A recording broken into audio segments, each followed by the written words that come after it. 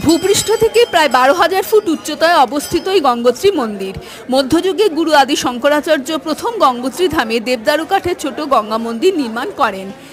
1803 সালে ভয়াবহ ভূমিকম্পে সেই মন্দির ধ্বংস হয়ে যাওয়ার পর গোর্খা সেনাপতি অমর সিং থাপা মন্দির নির্মাণ করান, যার শিখর নেপালি কাত্তুরি স্থাপত্য শৈলীতে তৈরি।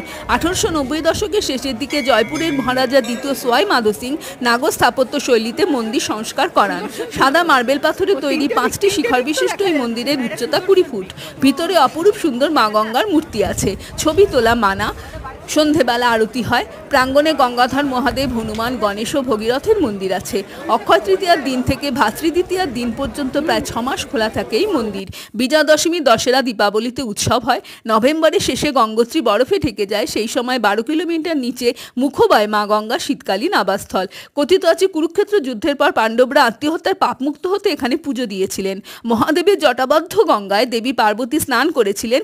এখানে সেই গৌরীকুণ্ড আছে। এখানকার জল শুধু রামেশ্বরমে নিয়ে যাওয়া হয়। আমরা সকাল 10:30টায় ধামে পৌঁছিয়ে খুব ভালো করে মা গঙ্গার পুজো দিলাম ও দর্শন করে বেরোলাম বেলা 12টায়।